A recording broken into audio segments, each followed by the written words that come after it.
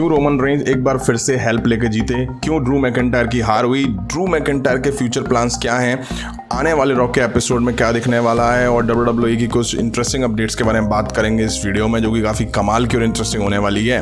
उम्मीद है आप सभी को पसंद आएगी, तो लाइक करे बिना मत जाइएगा। हाय फ्रेंड्स, मेरा नाम है प्रियांशु, आप देख रहे हैं गेम ऑफ इनिंग्स। तो बढ़ते हैं वीडियो की तरफ और शुरू करते हैं वीडियो बेल बजा के। शुरुआत करते हैं सबसे पहली अपडेट से, जो कि जुड़ी हुई है ड्रू मैकिंटायर की। क्लैश एट द कैसल में रोमन रेंज के खिलाफ मेन इवेंट में हार हो चुकी है, जिसका फैंस को आइडिया नहीं था। सभी ने सोचा था कि WWE कुछ बड़ा ट्विस्ट दिखाएगी, वो सब तो कुछ दिखा नहीं। बट हाँ, रोमन रेंज की फैमिली के एक और ऊसोस के रियल ब्रदर ने आके ड्रू मैकिंटायर पर अटैक करा और रोमन रेंज ने इसका फायदा उठाया और टाइटल रिटेन कर पाए। अब चीज़ें जिस तरह से एंड हुई हैं, उससे लग रहा है कि ड्रू मैकिंटायर और रोमन रेंज के बीच रीमैच होना चाहिए। बट मुझे लगता है कि WWE इस रीमैच को फ्यूचर के लिए सेव करेगी। वहीं ड्रू मैकिंटायर को लेके प्लान्स ये आ रहे हैं कि क्लैश एट द कैसल के बाद अक्टूबर 2022 में होने वाले पेपर व्यू एक्सट्रीम रूल्स में Drew McIntyre versus Karrion Kross के बीच फ्यूड दिखेगी। वैसे भी रोमन रेंज के मैच में Karrion Kross ringside audience में बैठे थे, उन्होंने ड्रू मैकिंटायर को बोतल भी फेंक के मारी थी, जो इशारा कर रहा है कि इन दोनों के बीच आने वाले टाइम में या आने वाले स्मैकडाउन के एपिसोड से फ्यूड दिखना शुरू हो जाएगी।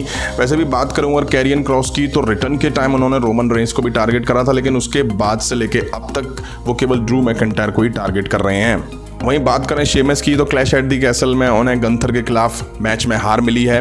बट मैच दोनों के बीच शानदार और ज़बरदस्त दिखा था, जिसमें शेमस ने काफ़ी इंप्रेस करा और फैंस का दिल जीत लिया। यही वजह रही कि फैंस ने हार के बाद शेमस को चीयर करा और वो देखने लायक था। मैच के बाद शेमस ने सोशल मीडिया पे रिएक्शन दिया, जिसको देख करके लगता है कि शायद शेमस और गंथर की फ्यूड अभी ओवर नहीं हुई है। इन दोनों के बीच मैच में एक दूसरे पर इन्होंने बड़े चॉप लगाए। शेमस ने लिखा, चॉप्स विन फॉर नाउ, अभी के लिए चॉप्स जीत गए हैं। हैशटैग बैंगर आफ्टर बैंगर, जो शायद इशारा कर रहा है कि आगे चल के इनके बीच फ्यूड फिर से दिख सकती है या आने वाले पेपर व्यू एक्सट्रीम रूल्स में इन दोनों के बीच फिर से रीमैच दिखाई दे सकता है। वहीं बात कर लेते हैं ट्राइबल चीफ के वाइज मैन या यूं कहूँ स्पेशल काउंसिल पॉल हेमन के बारे में। जैसा कि समर स्लैम के बाद से पॉल हेमन नहीं दिखाई दिए, जहां उन्हें ब्रॉक लेसनर से अनाउंस टेबल पर F5 पड़ी थी। वहीं फैंस को उम्मीद थी कि शायद Paul Heyman clash at the castle में दिखेंगे, बट यहां भी नहीं दिखे। रोमन रेंज ने अकेले ही एंट्री करी और पूरे मैच में भी वो नहीं दिखाई दिए। अब आप सभी को बता दूं कि Paul Heyman clash at the castle event में मौजूद थे, बट बैक स्टेज वो ऑन स्क्रीन नहीं दिखाई दिए, क्योंकि WWE अभी भी इंजरी उनकी शो करना चाह रही है। वो बैक स्टेज कुछ ना कुछ WWE की रिस्पॉन्सिबिलिटीज़ में बिजी थे। मैं पहले भी बता चुका हूं और फिर बता दूं कि WWE पॉल हेमन का रिटर्न किसी ट्विस्ट और सरप्राइज एंगल पर ही कराएगी। वहीं बात कर लेते हैं आने वाले रॉ के एपिसोड के लिए, तो WWE ने इस एपिसोड के लिए मिज वर्सेस बॉबी लैशले के बीच यूनाइटेड स्टेट्स टाइटल को लेके inside steel catch match announce किया हुआ है। अब बॉबी लैशले वर्सेस मिज के बीच रॉ पर पहले भी मैच दिखा है। उस टाइम मिज को डेक्स्टर लूमिस किडनैप करके ले गए थे।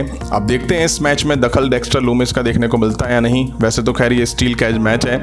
वहीं मिज ने कहा है कि फैक्ट ये है कि US championship clash at the castle में रिप्रेजेंट नहीं हुई। ये थप्पड़ है उन सभी लेजेंड्स पे जिन्होंने कभी इसको होल्ड करा। मैं और मरीज वैकेशन पे हैं, इस मंडे को मैं बिजनेस में वापस आ रहा हूँ। Hashtag no distraction. Catch match है तो शायद किसी का दखल ना देखने को मिले। अब देखते हैं डेक्स्टर को WWE मिस के अगेंस्ट कैसे रिप्रेजेंट करती है। वहीं ब्रॉन स्ट्रोमैन की वापसी के रूमर्स इस एपिसोड के लिए बहुत तेजी से आ रहे हैं। क्लैश एट द कैसल में तो किसी का रिटर्न देखने को नहीं मिला। फिंड की उम्मीद थी, लेकिन WWE ने उस पर पानी फेर दिया। अब देखना होगा कि ब्रॉन स्ट्रोमैन की वापसी WWE इस एपिसोड में कराती भी है या नहीं, या ये केवल रूमर्स हवा बन के रह जाते हैं।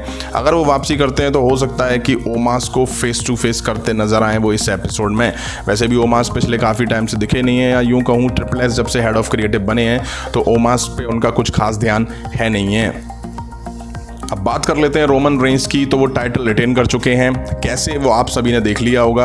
अब सवाल ये आता है कि ड्रू मैकिंटायर भी वो सुपरस्टार नहीं हुए जो रोमन रेंज को हरा पाते। क्यों WWE ने ड्रू मैकिंटायर को उनके ही होम कंट्री के क्राउड के सामने हारते हुए दिखाया है। अब क्लैश एट द कैसल खत्म हो चुका है, जहां मेन इवेंट में Roman Reigns versus Drew McIntyre के बीच शानदार मैच दिखा।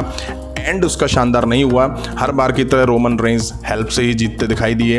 उसोस, पॉल हेमन थे नहीं, तो WWE ने सोलो सिकोआ की हेल्प से रोमन रेंज को टाइटल रिटेन करवा दिया। अब यूके का क्राउड इससे खुश नहीं दिखाई दिया। यही वजह है कि पूरे मैच में रोमन रेंज को क्राउड से अच्छा रिएक्शन नहीं मिला। वहीं एक नहीं, दो नहीं, पता नहीं कितने रोमन रेंज के मैचेस के सेम आउटकम हर बार देखने को मिलते हैं।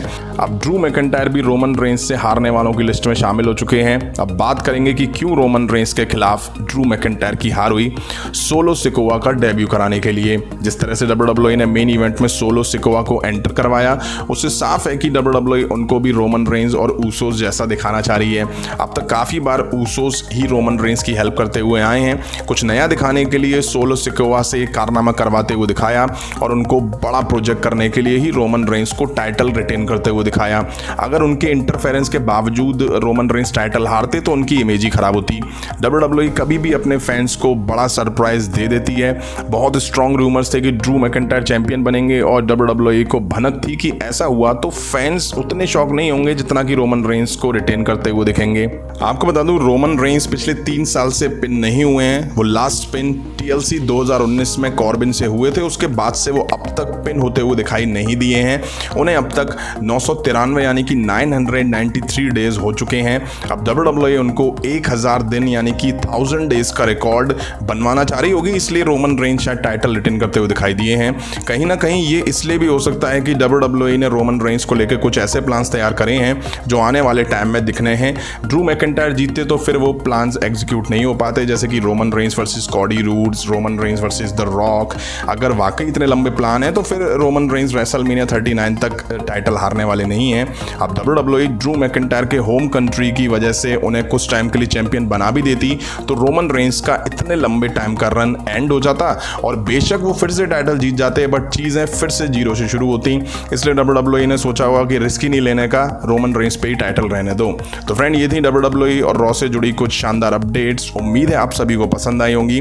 तो लाइक करें, शेयर करें और इंटरेस्टिंग अपडेट्स के लिए चैनल को सब्सक्राइब करें, बेल आइकन को प्रेस करें। मिलता हूँ नेक्स्ट वीडियो में। Thank you.